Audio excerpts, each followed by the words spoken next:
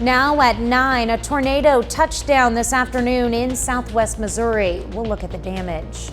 Plus, the Goodman Police Department is back to full staff after most of the department's officers quit last year. And how Lamar, Missouri is preparing for Truman Day. The 4 states' most watched news starts now. This is KOAM News at 9 on Fox 14. I'm Tanya Bach. Now, this funnel cloud passed north of Joplin around 1:30 this afternoon. The tornado caused some structural damage in Carl Junction. We'll have more on that in a bit. But first, we go to Chief Meteorologist Doug Hetty for a first look at weather. Yeah, it turned out to be kind of a crazy afternoon for us. These little tornadoes that popped up, so these aren't typical tornadoes that we usually see. We usually see them from supercells that are big, giant cumulonimbus. These are just kind of moderate thunderstorms that just had enough to get rotation, but it carried rotation for about an hour and a half. Had one brief touchdown just northwest of the airport in Joplin, but most of the time this was hanging just above the ground. But yeah, kind of crazy. We're in severe weather season, so you always got to stay tuned, especially when we have severe weather that is popping up. All right, back to the maps. I can show you right where that occurred. You can see the report. We had some structural damage northwest of the airport in Joplin. All the thunderstorms now pretty much out of here. We're still going to see a few hit and miss ones later on tonight. We're going to talk about that in our next storm system here in just a bit. All right, thanks, Doug. Cleanup efforts are still underway in parts of Carl Junction this evening. The twister damaged several homes in the Red Oak Loop neighborhood. Now, we're told everyone was safe. The storm downed trees on both sides of the street.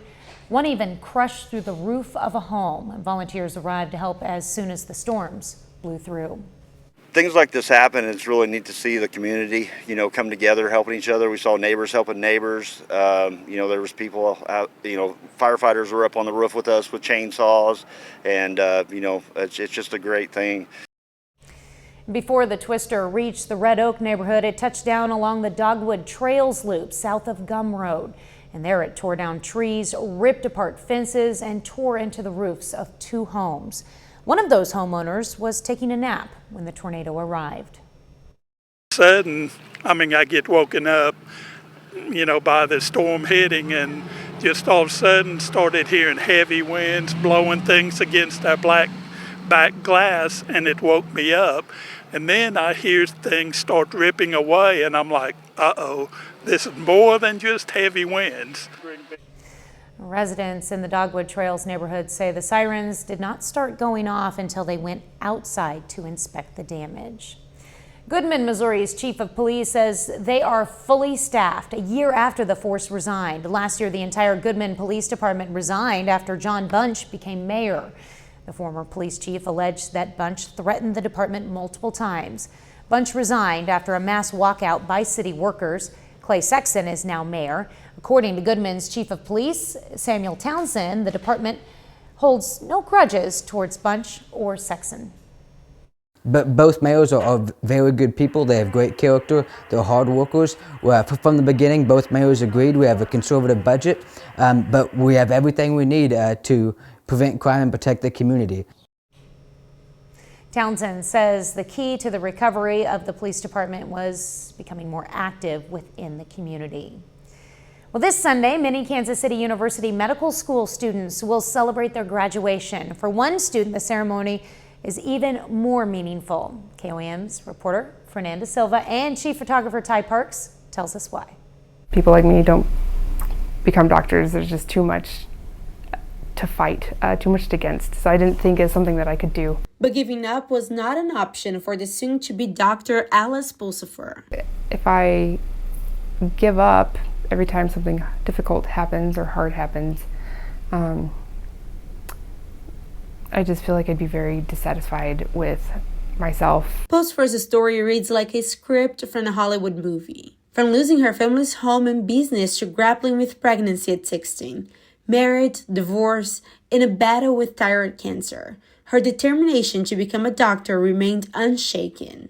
I don't want to say it came naturally, because there's definitely days where I did not want to get out of bed or keep going, or things just get really hard. The Arizona native moved to Joplin with her husband and 4 kids. During medical school, juggling a full-time job, she stumbled in her first year, but returned to excel with honors. Yet, her personal storm wasn't over. Second year of medical school started, and my husband's grandpa, who was living with us at the time, had a stroke and he passed.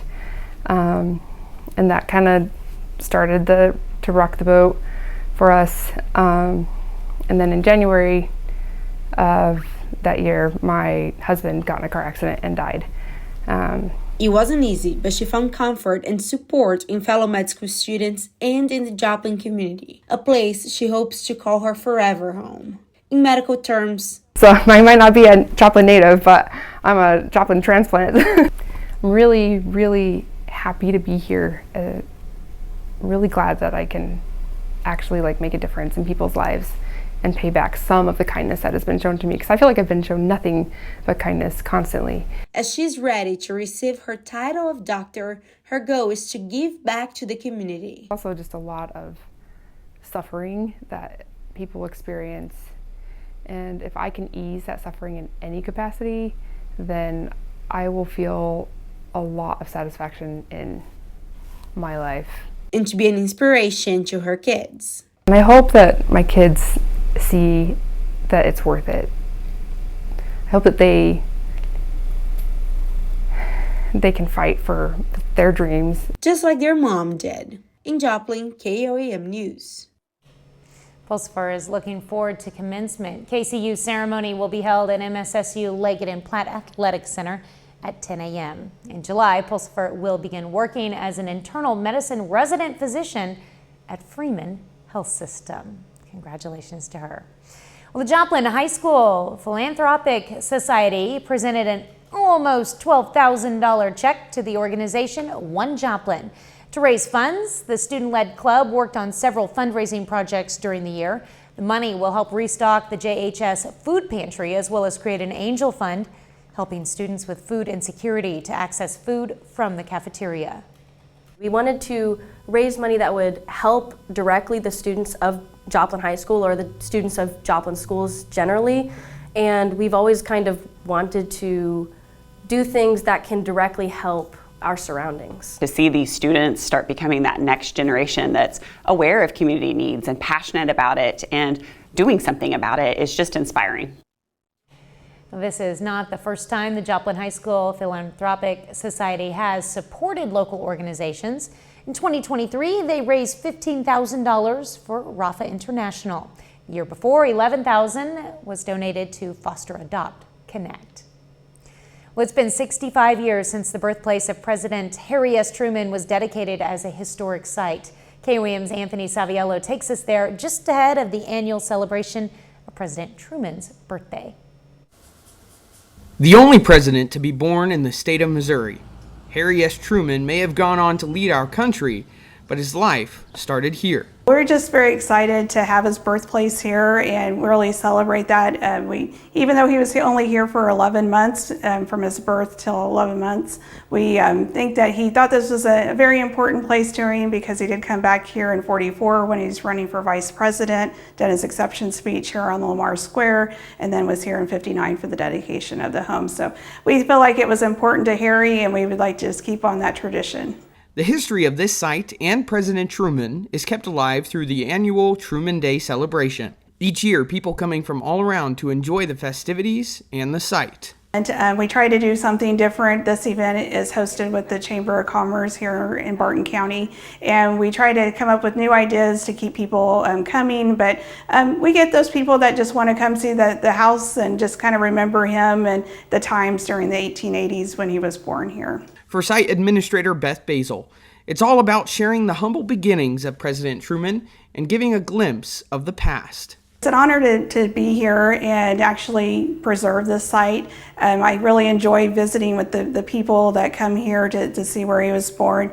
Something that's most memorable is that when we have school groups come in and they realize, oh, a president is born here, and then they realize that there's no electricity or running water in the house, and they really get to see how people lived in the 1880s. Though the average person might walk by President Truman's birthplace and not give it a second thought, the simple fact is this birthplace is a testament to the history here in Lamar and Barton County. Reporting in Lamar, Anthony Saviello, KOAM News. Well, Truman Day will be on May 4th from 9 a.m. to 3 p.m. and most events and activities will be free of charge. Coming up, tips for parents to help students overcome test anxiety. Millions of U.S. children are living with anxiety, and this time in the school year can be a bit overwhelming with tests, quizzes, and exams. Mandy Gaither has tips from a licensed therapist on how to help students overcome this anxiety. As the school year starts to wind down, the stressors may begin to pile up. You have final exams and standardized tests, big projects, just a lot of things coming to a close. Licensed therapist Jody Baumstein with Children's Healthcare of Atlanta's Strong for Life program says anxiety in children can lead to symptoms like stomach aches, headaches, irritability. It can push a child to procrastinate, withdraw, or isolate themselves to focus on school and the pressure they feel. So it's just important to really pay attention to some of these behavioral signs that they might be struggling with some anxiety, but don't necessarily have the words to name it. Baumstein says parents can help ease anxiety, offer to watch your child practice a presentation, carve out free time to give them a break from studying, ask open-ended questions to monitor how they're doing, and listen. We want to just acknowledge and validate, yes, it makes sense to me if you're feeling nervous.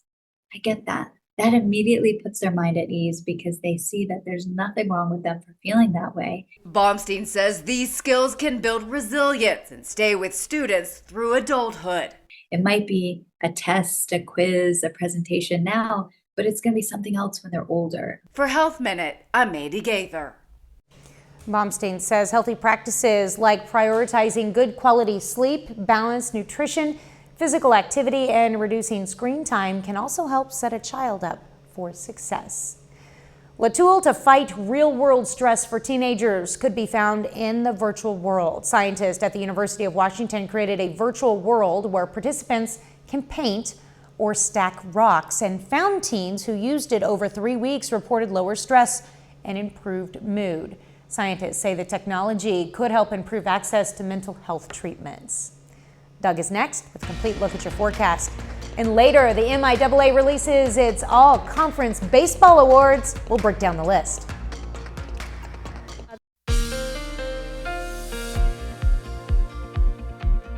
Well, of course, a little bit of a wild afternoon today with the showers and thunderstorms, brief touchdown, funnel clouds for a couple hours in southwestern Missouri. Much calmer out there for us right now. Nice shots of our Cornell Arts and Entertainment Complex tower cam.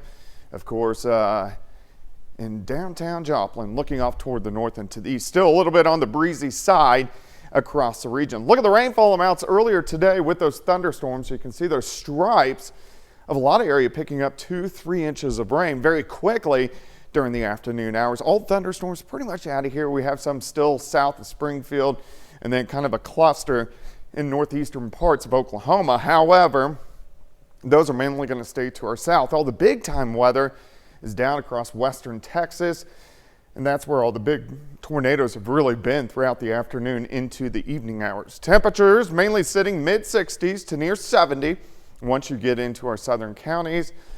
Here's 7th and Range Line sitting at 65. North winds now behind that front at about 10 miles per hour. So here goes this wave. Another one dropping in, which will affect us late tomorrow night and into Saturday morning. All right, let's walk through time. Isolated storm, can't rule one out for us tonight.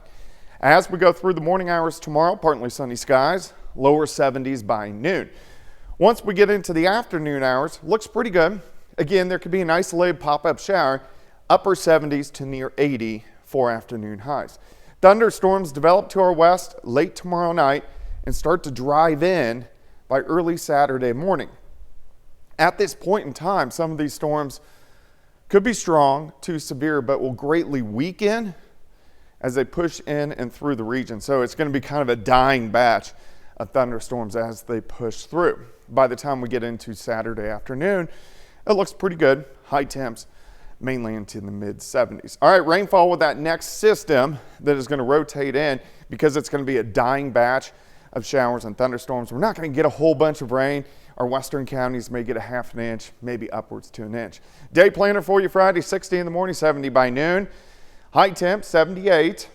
Partly sunny skies. Let's look into the weekend. So we get that one system that rotates out. Another system rotates to our south. We're going to be on the colder side. We may get a few thunderstorms, but nothing strong, nothing severe, just kind of a nuisance on Sunday as that wave pushes through. Let's go into Monday. Monday's a different story. Band of thunderstorms will develop central Kansas, drive in Monday evening, Monday night. Most likely strong to severe, so that's the next big system we're going to have to keep our eyes on. All right, 78 for us tomorrow, 76 Saturday, 70 on Sunday. Thunderstorm chances each and every day. Tomorrow looks good though. High temp, 78. Yeah, no, you can't beat that. It's a little warm for my taste, but like you said, nice. Yeah. We'll take that. All right, thanks, Doug. You bet. Well, some Joplin residents came to get together today to celebrate the National Day of Prayer, including several members of the City Council. This is the 72nd annual Day of Prayer, where believers take time to gather and invite God into their lives. Local organizers say it's a great time to see the community come together like this. This is one of those days where, as a nation, we're lifting up our voices to the Lord, and we're certainly saying to Him, Lord, we know we need you in our life and want you in our life and want you in our nation, and come and help us. And we live in challenging times. And in these challenging times, if there's anyone we need help from, it's definitely the Lord. The National Day of Prayer is held on the first Thursday of May every year. Coming up, why Walmart is recalling 16,000 pounds of ground beef. You'll want to check your refrigerator or freezer if you bought ground beef at a Walmart recently. Over 16,000 pounds of Walmart ground beef has been recalled because it could be contaminated with E. coli. The meat was shipped to Walmart stores across the country. The recall affects several products, including both patties and trays of ground beef, ground chuck, and ground sirloin. Small businesses facing big hurdles across America, including staffing problems, growing regulations, and potential tax hikes on the horizon. Fox Business correspondent Kelly O'Grady has more from the Small Business Expo in New York City.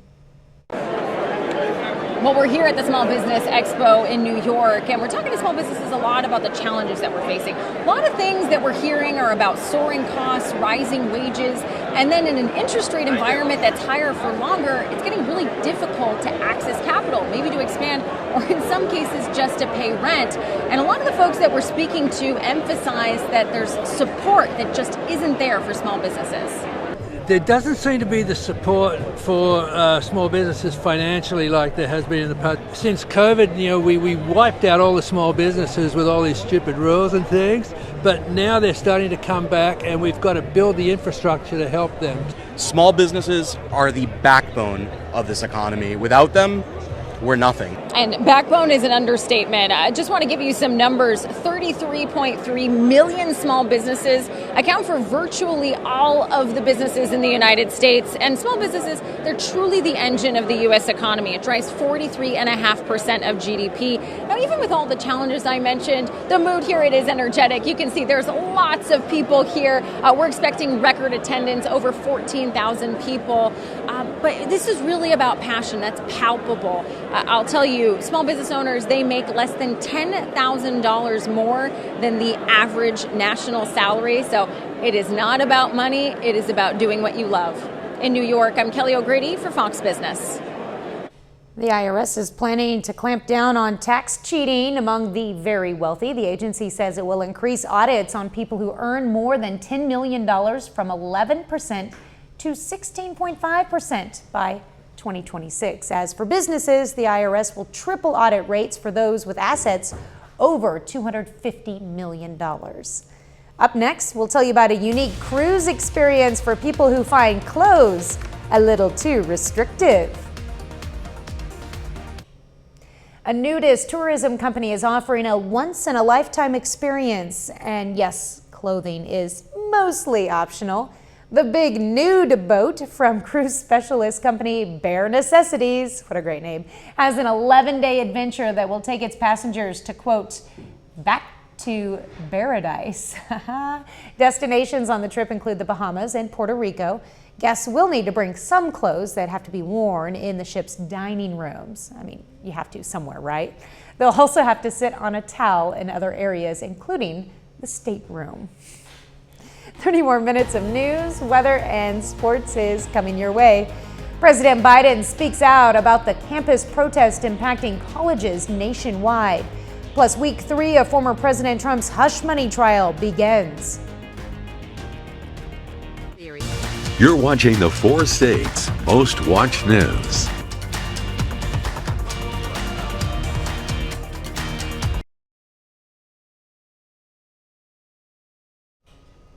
With chaos ensuing on college campuses across the country, President Biden is defending students' right to protest, but condemning the violence and unrest. The comments come after President Biden faced scrutiny to address the issue head on. Fox News correspondent Rebecca Castor reports.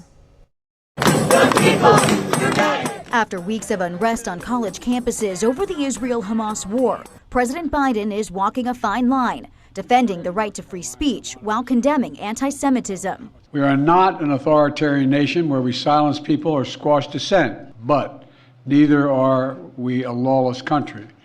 We are a civil society, and order must prevail. Those remarks coming on short notice after Biden faced intense pressure to weigh in on the escalating protests. He says the demonstrations will not impact U.S. policy, but critics think Biden's support for Israel is waning as the issue divides his party. He's weak politically. He knows he has to have the Hamas wing of the Democratic Party to be reelected. He's scared. On several campuses like UCLA, local police shut down the protests, while encampments at other schools like George Washington University in D.C. are growing.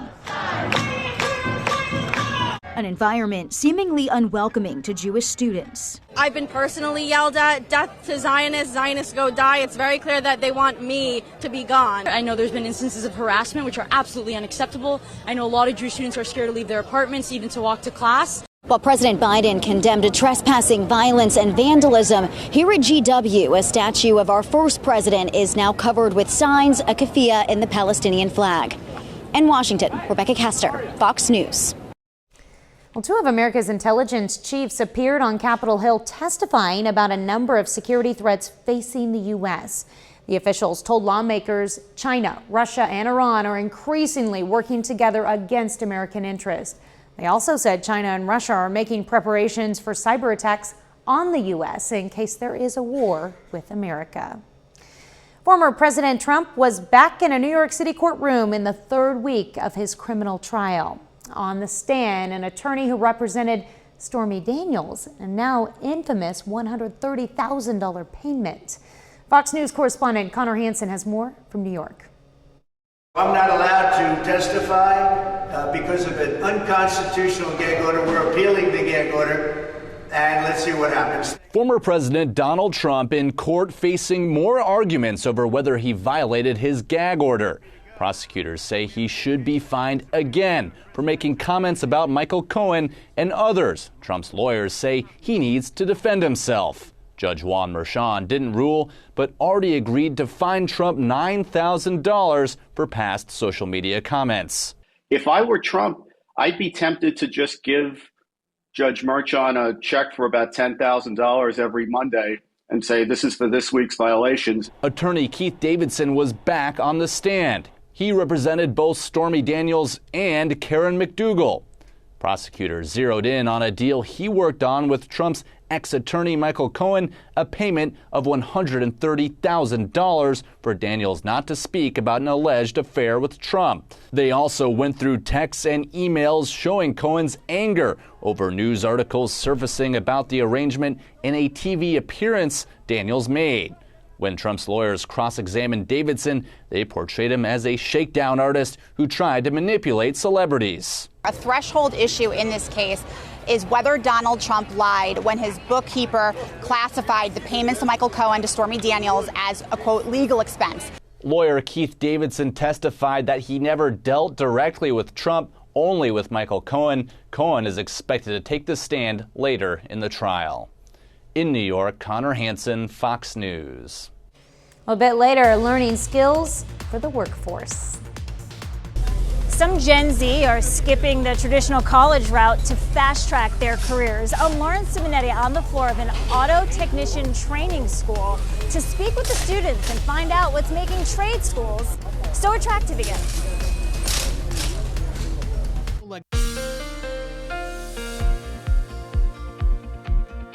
Well, again, kind of wild for us today during the afternoon hours. Showers, some thunderstorms, not overly strong, but one was strong enough to produce a brief touchdown northwest side of Joplin.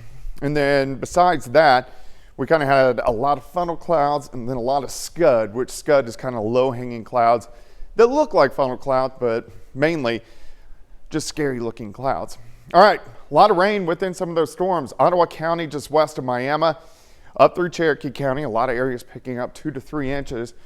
Another stripe right on the west side of Joplin with that cell that had the funnel clouds all the way up just west of Lamar, and then also over toward Mount Vernon. Not too much going on right now. A couple little guys down in Berry County, and then a cluster in northeastern parts of Oklahoma. But this cluster is mainly going to stay to our south. We may get a couple isolated guys that try to push in later on tonight, but in general, from this point on, we are looking pretty good. All the big time severe weather back south, west of Oklahoma City, and then right through central parts of Texas, and that's pretty much where it's going to stay. All right, temperature is pretty good. 60 in Nevada, 66 in Neosho, 70 in Bonita. Parsons is sitting at 65 degrees. Looking outside, here's 7th and range line. North winds at about 5 to 10, visibility good at about 10 miles. And this wave is the one that produced the showers and thunderstorms today. And there's another wave out across parts of Idaho, which will start to affect us as we get into tomorrow night. All right, let's go through time. Pretty quiet tonight. Still some clouds in the morning hours. We break out, partly sunny skies by noon into lower 70s. As we go through the afternoon, there could be a spotty, isolated shower, but most of the action will be late tomorrow night.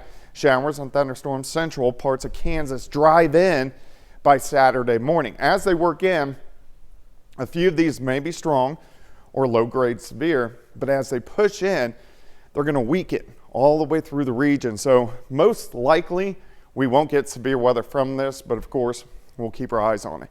And then by the time we get into Saturday afternoon, it looks pretty good. High temps into the mid-70s. Rainfall with that next batch, our western counties could pick up a half an inch, maybe upwards to an inch, but as that whole complex dies, lesser amounts as we go off toward the east. All right, 60 in the morning, 70 by noon, high temp, 78 degrees. We also get rain in here on Sunday, next little system. We're on the north side, so these will be non-severe showers and thunderstorms. But next, bigger severe threat. This is going to move in late Monday into Monday night across the region, so we need to keep our eyes on that. All right, 78 tomorrow, 76 on Saturday, 70 on Sunday, 80 on Monday with those chances for showers and thunderstorms. All right, so we got a couple nice days in there, but yeah, tomorrow looks great. Storms. Well, yeah. Good job today. All right, thank you. All right, thanks, Doug. Well, coming up in sports, Pittsburgh State Track and Field gets ready to defend its conference championship. Plus, a former Gorilla football player begins his NFL career. John Dales has those stories and more up next.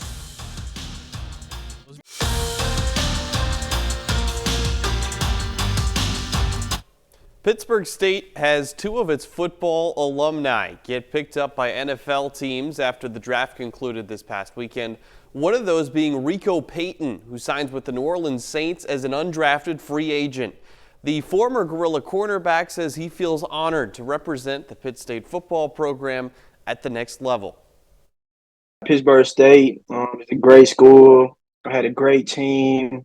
I love all my coaches, my teammates, teachers who've helped me out, and just the school in general was a great place for me. I learned a lot and just proud to represent the Gorillas. Just over 2 months ago, the Pitt State men's and women's track and field teams both finished in first place at the MIAA Indoor Championships. This weekend, the Gorillas try to replicate and build on their success At the outdoor MIAA championships, head coach Kyle Rutledge says both groups are prepared and focused. I think we're very ready. Our kids do a great job of getting ready for the conference championship and what we gear for going into this time of the year. But our kids look good, they feel good mentally, physically. So we're excited about this weekend. I mean, it's conference weekend. There's no better weekend than right now, and our kids are excited. The MIAA baseball tournament begins tomorrow. This afternoon, the conference announces its annual postseason awards. Frontenac High School alum and Emporia State infielder Logan Myers is named 2024 Co-Freshman of the Year. He shares the award with Jack Scott from Central Missouri. The Pittsburgh native has a .301 batting average with the second most hits, runs, and walks for the Hornets in the regular season. Here's a look at the Missouri Southern players that receive all MIAA honors. Starting pitcher Cole Gaiman and shortstop Henry Kuziak are named to the first team all-conference. Drew Townsend is on the second team. Will Doherty is on the third team all MIAA. Kuziak is also named to the Gold Glove team. Then Trent Harris, Kyle Moore, Garrett Rice, and Ethan Clark, along with Tragan Parker, all of them receive honorable mention status. Here are Pittsburgh State Baseball's all-conference honorees. Dylan Kurahashi Choi Fu is on the first team all-conference. Tanner Leslie, Boston Dowd, and Nixon Brannon, all three of them on the second team. Dagan Brady, the lone gorilla, on the third team all-MIAA. Brady Pasha, Cade Clemens, Josh Holmes, and Blake Mosley also all receive honorable mention status from the MIAA. The MIAA softball tournament enters its quarterfinal round today in Edmond, Oklahoma. That's where Missouri Southern's season comes to an end. The Lions fall 3-1 to the top seed in the conference, that's Rogers State. Southern finishes its 2024 campaign with a 33-22 record. The Lions say goodbye to three seniors, that's Adriana Young, Kara Amos, and Yasmin Vargas. Now, Pittsburgh State was supposed to play its first game of the MIAA tournament this evening against Fort Hays State. Weather delayed the start of that one for a couple hours before the conference announces it'll be postponed until tomorrow morning at 11:30. If the Gorillas win that game, they'd play their semifinal just a few hours later at 4:30. And in a day where there's been crazy severe weather in our viewing area right here, down in Edmond, part of that severe weather that postponed that game, an earthquake, magnitude 3.5. Seriously? Yeah, I'm not kidding. Give them a break. I know. For real. Well, you know, even though their games are going to be close, they're used to playing doubleheaders. Yeah, they will, but if they do win that, they'll be the only team in the semis that has to deal with two games in one day, so we'll see. They can handle it. I hope so. All right, thanks, John. We're back with more news after this. Gen Z is turning to trade schools over traditional four-year colleges. Fox Business correspondent Lauren Simonotti is at Lincoln Tech School to find out why so many students are turning to trade schools. Trade jobs are in demand. This is auto technician training that's happening at Lincoln Tech, a trade school in New York. They're pushing out graduates to an industry that is 37,000 positions short per year. That's attractive to young people that want to streamline their ticket to the middle class without taking on large debt. And some want to create generational wealth. Being an automotive tech, I can have my own shop, work at different dealerships from Honda all this to Mercedes-Benz. And that allows me to learn and adapt to all the coming ages of cars. And me doing this, I can pass it down to my kids.